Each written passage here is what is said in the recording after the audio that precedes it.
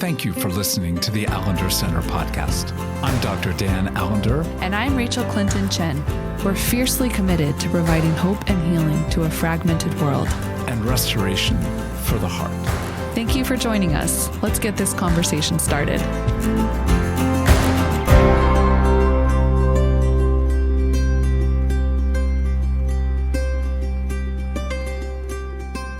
Good people with good bodies. I am very thrilled today to be joined by the one and only Becky Allender.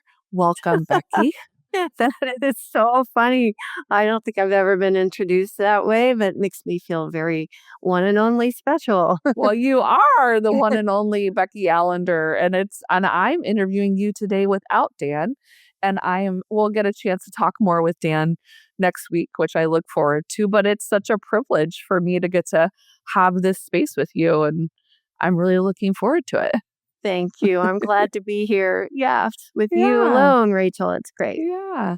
This is beginning a short podcast series that we're going to be doing, talking more about Dan and Steve Call's book that's coming out on marriage. It's called The Deep-Rooted Marriage. And of course, you and Steve's wife, Lisa, have been a huge part of not only writing this book, but developing marriage content and marriage healing work. You guys do workshops, you do conferences, and our listeners have been very privileged that over many seasons, you and Dan have been so gracious to come on here and to share so much about your lives and especially your marriage. So I don't take it for granted that you kind of bring your vulnerability and your honesty and, let us see like the good and the hard and all of those things mixed together. So I'm excited that this book is coming out, but even more excited to talk with you more about your marriage. Great. And it is a privilege for sure. I feel it. So thank you for having me on, Rachael. Yeah. Well, I just personally have just learned so much from you throughout the years. And I've always appreciated, when I met you, Becky, I had obviously met Dan first. I'd had him as a professor, but the first 5 minutes of talking with you in a real conversation, I was like, this is a wild woman. And it makes sense because these two both need to be pretty wild in their own way. So I would love to hear from you because this is not Dan's first rodeo writing a book. You've also written a book. And so I want to hear a little bit more from you about that as well. But, Hidden in Plain Sight is your book that came out into the world. How many years ago now has it been? I think it was 2017 in November. Okay. Oh my gosh. Okay. So almost Isn't that 8 crazy? years ago, which to me, I'm like, oh, it's 2 years ago. Okay. So 8 years ago. So you also have your own writing process, but Dan's written several books. So you've had the privilege and I'm sure at times the frustration of being in a relationship with him when he's in the midst of a writing process. So what is it like for you when he is engrossed in writing a book? Well, basically, it's no different. Because he's really good at working and staying busy and always has been. And I look back when I think about when we were just dating and he was a student in Philadelphia. So we would see each other when he came home to Columbus for maybe 2 days at a time. And then a few months later, 2 days more. And I remember a date, we were going to go to the Red Door Tavern.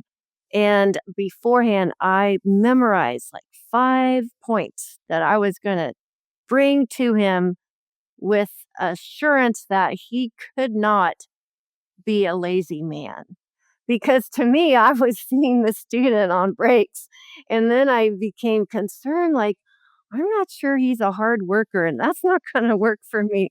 So I look back at that and think, oh, how hilarious. And I had no idea that Dan was certainly laughing inside, with all this accusation I was bringing to him about not working hard enough. So I think from the get-go, he just always has been a hard worker, and I don't even know what he does some of the time, but I always respected that from him. I just also have privilege of knowing the start of your guys' love story, and this kind of vignette about the 5 points like reminds me of just the start of your guys' love story and how fierce you were in your convictions. And I appreciate that about you. And I think it's good. Are there places where, when Dan is kind of hyper focused in a project or a work project, that it's triggering? Um, yeah, and again, I'll look back to the beginning. And when we started in our marriage, he was a minister for a while, pastor, and on weekends that he wasn't preaching, he would read an entire Robert Ludlum novel in 2.5 days. And because of my story, I didn't want to nag him. I wanted to give him his space. But looking back at that, we didn't even know about hyper-focused. We didn't know about ADD. And certainly that's who he is. So it's usually has worked to be pretty productive. But sometimes, yeah, I feel like bored or left out or get with the program. Your wife is here in this room. So, and how it is now, we have a kitchen with the couch nearby, and often I'll ask him a question, and he just, he's in his normal seat, and he said, "Don't you see I'm working?" I'm like, "No, you look just the same as if you're watching the news. You're in the same place." So yeah, we still have that. I'm like, "Well, put a flag up." Yeah. I can relate to that because Michael, my husband, I think him and Dan are very different people, but he's such a deep thinker. And it's like he's always working on something in his mind. Yes. And I can be like, "Hello, excuse me, you're sitting at the counter, I asked you a question." And he's like, "I'm pondering the kindness of God." And I'm like, "Well, how am I supposed to know that you're not just like scrolling Facebook, Exactly. I was at a church retreat in this last spring, and a couple women said, "Wow, what's it like to be married to Dan Allender?" And I said, "Well, he's in his head a lot of the time." Because it's not always profound. And you guys have a very playful way. I mean, a lot of knowledge, a lot of depth, a lot of labor, but a very playful way of bringing kind of honoring disruption to each other in some of these places. And I was just curious for you because you had your own writing process. How would you say, like, what's your writing process like when you're working on a project that requires you to kind of go interior a little bit? Is it similar? Is it different?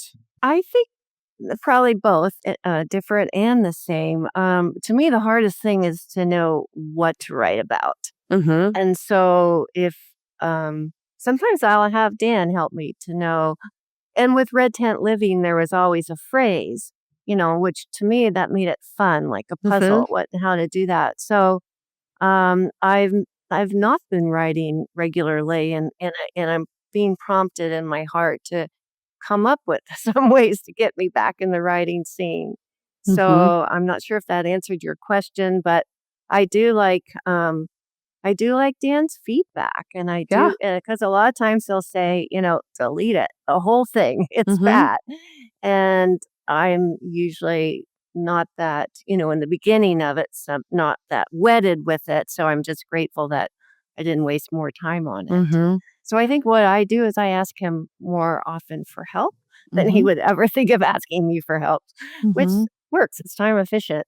Yeah, well, it's like different writing styles too, right? Some of us, like I'm very similar to that. Like I need to talk something out and like have a dialogue about it and kind of get it out of my head and play with it and see if it's connecting. I'm similar to you. Like I need the feedback to keep writing. And like some people just kind of want to have their own process and then get feedback and whatever. I'm much more, I don't know if I would say I'm a writer. I'm probably more of a talker. So that might be why. And I love that.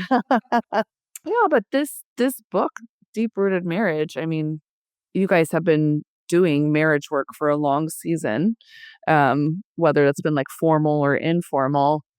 What was it like because you did help write part of this book, and it has to do a lot with you and your life and your guys' story. So what was it like to kind of reflect together on your marriage for something in a written form? It was difficult at times because I I would write a response and maybe the editor would, completely change things around. And I found that really hard. And so I was very aware of Dan because he would have hours where he would have written and then all of it goes Mm, away. And so that's really tough. You waste it feels like wasted time, but to get to it. But with sometimes I didn't like writing the responses to Dan because he had his that's just how it worked. like And he's I'm kind like, of already I didn't determined the want conversation, and you're like, what if I want to have to another conversation? I know, I don't like where that went, and please don't let me I don't can you start over so I can write about something else? And so that never happened, of course. So in some regard, it was very vulnerable and it didn't feel enjoyable. But I'm glad that we could both look at both sides, and then we did have a very good editor that would help reel us in one way or another. So it's different to write in Yeah, tandem, which was new for yeah, me. definitely.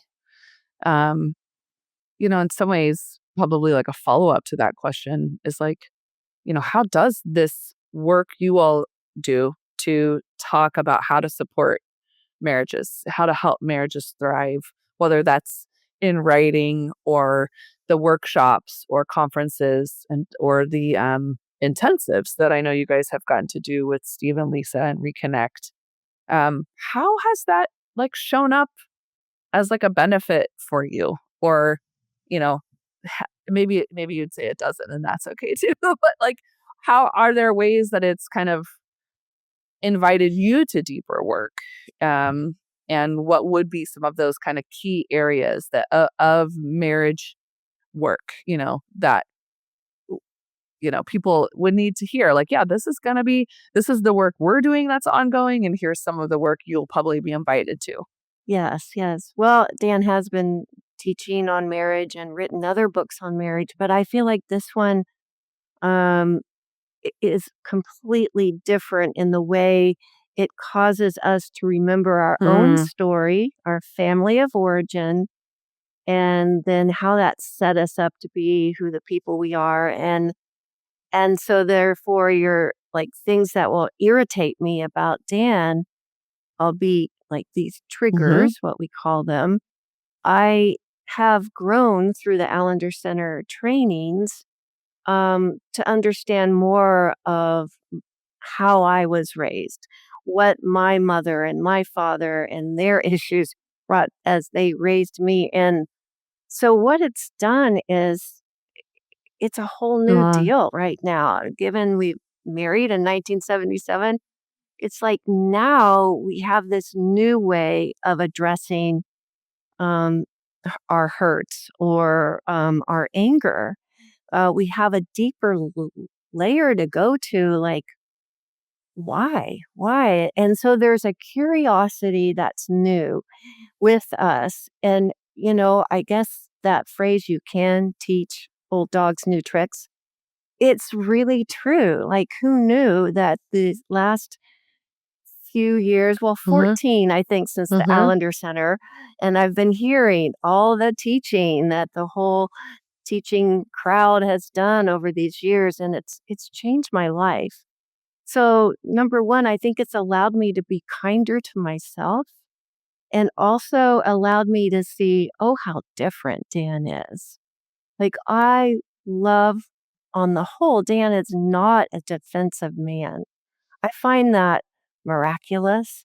Like, how can you live on this planet and not have to have an answer Hmm. always? But then, of course, and my brother and my sister and I, we always needed a defense. We were always watching our back. And that was from the very beginning, but that's not Dan's story. So I think I see his strengths, but then I understand, oh, well, he is that way because he didn't have what I had that kind of made it different for me. So it's never boring because there's always more to try and remember and reflect, and so we are just having really a good time. Now we do have our disagreements, but I think it's I think this whole idea of whoa, whoa, whoa, step back, stop, and gaze through a different lens has changed so much that I don't feel like I have to be this mean woman that's not going to budge, because I know that's not his heart, nor is it mine. So, I mean, we still have our struggles. We'll never arrive on this side of heaven, but it's a whole new layer of intrigue. And actually, we like someone said to me from my church Bible study, "Gosh, it just sounds like you and Dan entertain one another." And it was so kind of fluffy and funny, she has a soft voice, whispers, and she's gorgeous. But I'm like, we do. I think we do actually have those morning walks that there's so much to talk about and be curious about with Yeah. one another. Well, and you're putting words to that. So much of the work you're inviting people to is to understand their story, is to understand how their trauma histories and their family of origin have shaped like that your language of like defensiveness, like a certain style of relating, right? And whether it's Mm-hmm. moving away from someone or moving towards someone, even if the toward or against, I'm probably a little bit of like a toward and against, it's like I'm going to move Uh-huh. towards you, Yeah, but I I'm see probably that. going to also invite you to fight me. Like, I'm not going to go away, but I'm married to someone whose style of relating is more to move away. And so you can imagine the way we trigger each other when I'm like, you will engage me. And he's like, I will not engage you. And then, it's like I'm chasing him and he's like, get away. Just like internally, that emotional Uh-huh, world. exactly. And I just like you named, okay, defensiveness is a part of how your style of relating has been shaped by your family, by your trauma history. I know Dan has style of relating that can be tricky, that is shaped by his family as well. And I just want to note that because the way you talked about it was kind of like because he's not defensive, he's got only strengths. And I know that's not what you're saying. Yeah, no, yes. I mean, right, we've changed a lot, I think I didn't realize in some regard that he was kind of a Mm-hmm. bully. I mean, my love clouded over that, and then I was kind of used to having, strong parents that I guess you could say would kind of bully sometimes, so it fit together, but then there is that, "Oh, no, no." So, it ebbs and Mm-hmm. flows. It's never quite the same, but and hopefully that we are gaining more strengths that we would have never had opportunity to do without these struggles or fights. Well, and I love your sense of like so much of marriage work when it comes to story work is growing intrigue, is growing curiosity. And what I hear you saying is that instead of like, oh, you had a season of curiosity and kind of now you guys know everything and you figured it all out, it's almost like, no, the curiosity and the intrigue only grows the more you see and the more you know about yourself and the more you seek to know and understand about the other. And like I was saying earlier, like my experience of you and Dan is that you have a lot of similar ferocity. It like look different. You have similar intensity and um, brilliance and playfulness that I've just been really grateful to get to witness, sometimes even from afar. And you are very different. Like I think if I remember correctly, like Dan is an Enneagram 8 and you're an Enneagram 9, which is like a lot of people are like a 9 with an 8 wing, and so those are very interesting Enneagram types, Uh-huh. you know, in a marriage. So Yes, yes. They're good and they're until they're not. it's like all of them, right? Right, exactly, exactly. I mean, when we were first married, Dan, we would go out to eat with people, and then Dan would share something that was something I had never heard Mm, before, and I'd get so mm-hmm. hurt and so angry.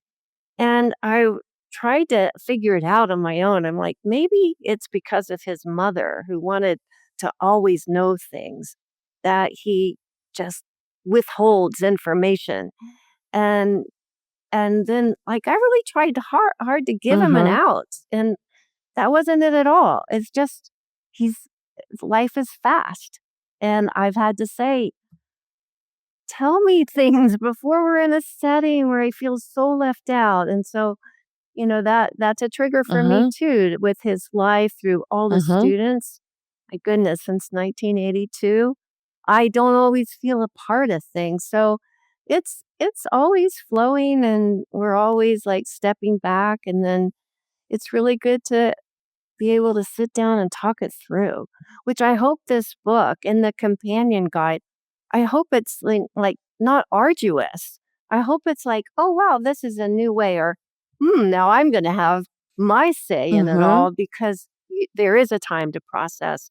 And I think the book and the companion guide will give that opportunity to actually take time and write. Because sometimes it's in that Yeah. writing that you're able to Yeah. name, right? And if you don't name the issue, if you don't name the sorrow, if you don't name the anger, you're just like in a whirlpool that's just not going to get you on the beach ever. I can relate to that because, I'm a 2 in the Enneagram and Michael's a 9.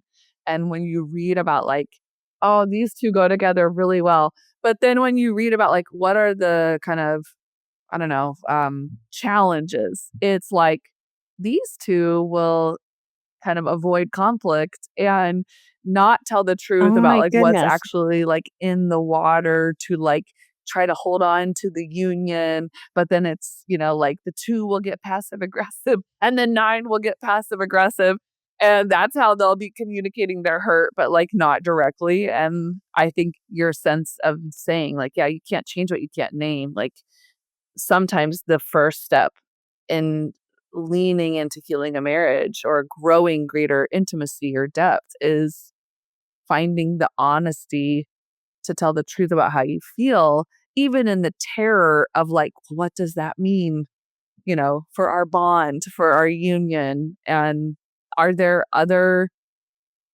um, things that you feel like, or you hope people will kind of grow in as they engage this work? Well, I hope it's a level playing ground because on this side of Eden, like we're broken. I'm a broken woman. Dan's a broken man. Their marriage can feel broken at times. It's just the way it is. So to not let that be a barrier to lose hope, Mm, may it be a beginning of intrigue and kindness. So I hope it's the kindness of God in the land of the living that couples will be able to find not only for themselves, but for their spouses too. And Rachel, I'm still kind of back there with the 2 and the 9, you and Michael. I think that'd be such a different marriage because, Dan's going to just come after me and want it named. And, it's like wow, I'm just sorry. I'm just blown away by Well, that. I have to say, I'm getting a taste of it because Michael is a 9 with a really strong 8 wing that actually the more he's growing in his identity, like the more healing work he's doing, he's actually like that 8 is getting stronger, and I also bet. he's I like, bet. in a PhD for marriage and family therapy and just learning all kinds of things. And so I feel like I'm getting a taste of, in a good way, what is it like when someone is actually like healing, but becoming a little more direct. And then I have to choose if I'm going to have the courage to like tell Uh-huh. the truth. Like we were just talking the other day, like something, a dynamic that I can share honestly, like you, I just am grateful for your honesty, Becky, because I think it's actually empowering to people who might go, well, if you wrote a marriage book and if you're doing like marriage work, then you've got it all figured out. So like well, No, it's no, no, no. hopeless for us. But one of my, as a 2, And as someone who really deep down does not trust anyone else to like do the thing, whatever the thing is. And having a toddler has exposed that to the nth degree. I'm trying to Oh, think of a yes. moment. Oh, like I will, with Evie's sleep, like the sleep deprivation, like especially she was sick a couple of weeks ago and she's up and she won't take the cough medicine that I need her to take. And Mm, those are places where I get really triggered in my sense of like, there's yeah. help for you and you won't receive it. And I feel like we're all going to die. I mean, it's like, it really is such a big trigger. And, and so I'm like, I need your help, Michael, but the minute I give Evie to him so that I can kind of like calm down for a minute. She just spit the cough medicine all over herself and the bed. And it's like, honey. And I'm like, God, I'm just trying to help. And as a 2 who's not able to be helpful, like, it just brings up a lot. But then instantly what I feel is like, okay, that's enough. I'll take her back now. And so we were just talking about, I said, it's got to be so confusing for you when I'm literally screaming, I need help. But at the end of the day, I don't actually trust you to help, even though you're making yourself available. And it's like, yeah, that's a place in our marriage that I think plays out all the time where I might have resentment that he's not helping me with something. But the minute he steps in to help me, I'm basically like, I don't trust you and you're not doing it right. You know? Oh, Rachel, that's so good. That's so good because in that language, how you told the story and then how you narrated it at the end makes it so clear. Oh, this is going to show up in other places too. And this is where you need kindness from Michael and he needs Yeah. it from you too, because it's just we're on in this fallen world. Yeah. Well, and it's kind of what you said. It's actually led us to more curiosity around how did this come to be your sense, like your way of relating in the world or your sense of trust in other people to help. And, in those moments, I feel profound shame, right? Like, why am I like this? Why am I like this? This is crazy. And also, I have, if I can just take a minute, it's like I actually have a lot of compassion.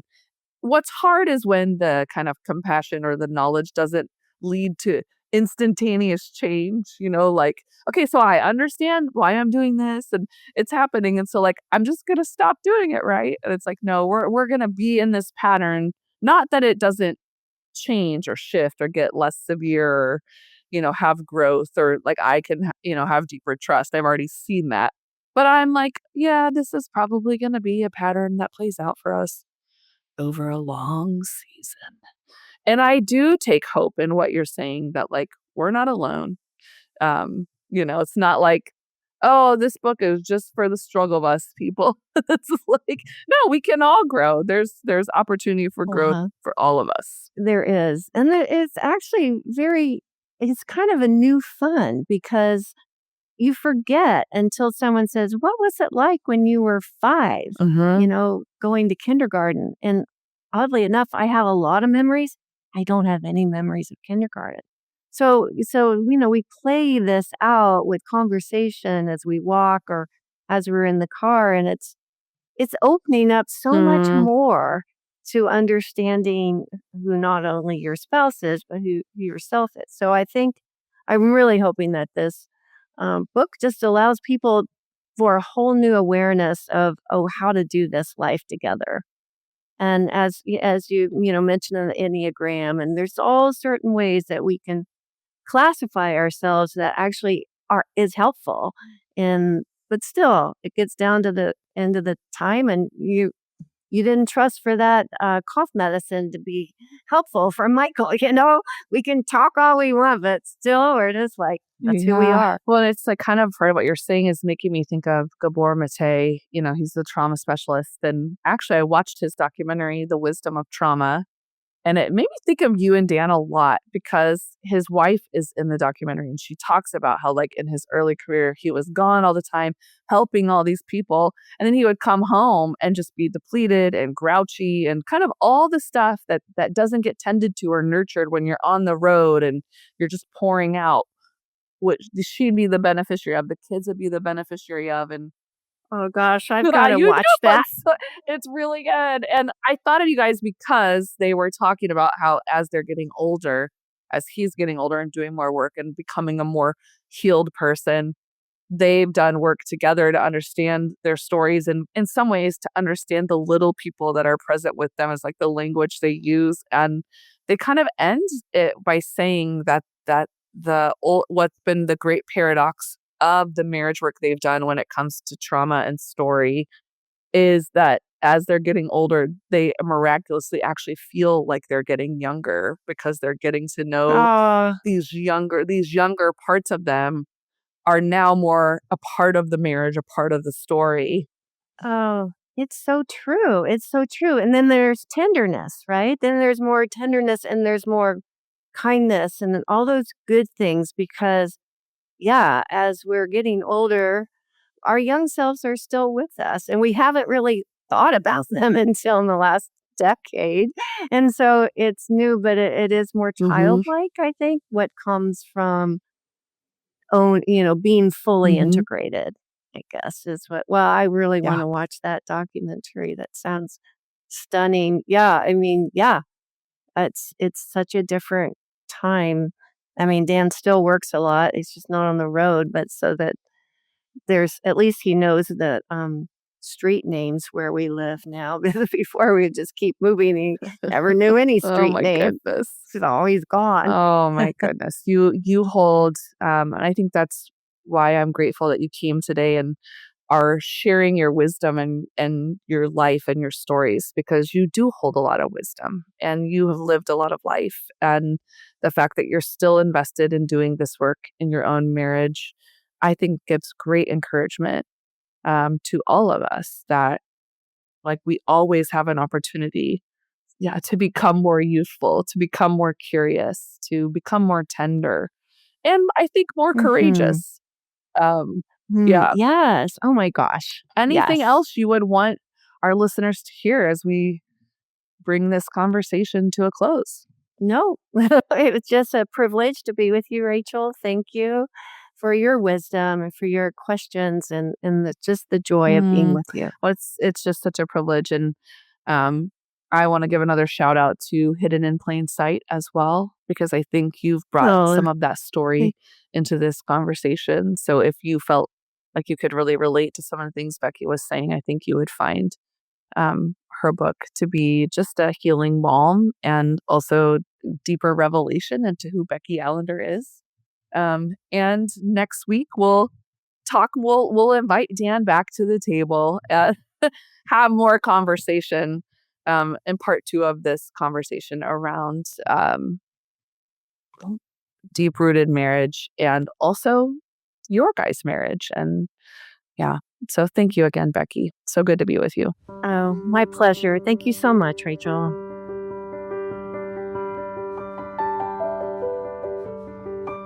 Thank you again for joining us. We hope that the conversations we share with you here on the Allender Center podcast have touched your heart and sparked a sense of hope within you. Our work at the Allender Center is fueled by the support of people like you.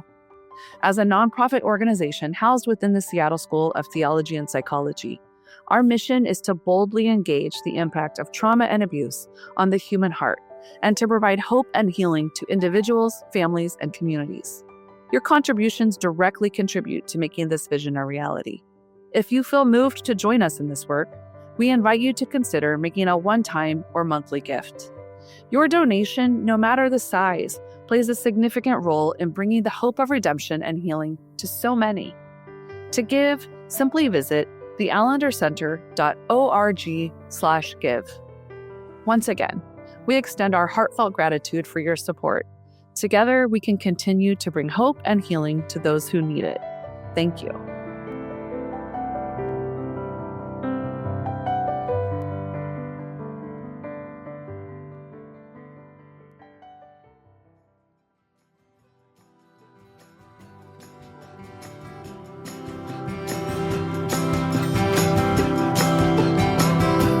The Allender Center podcast is produced by the Seattle School of Theology and Psychology.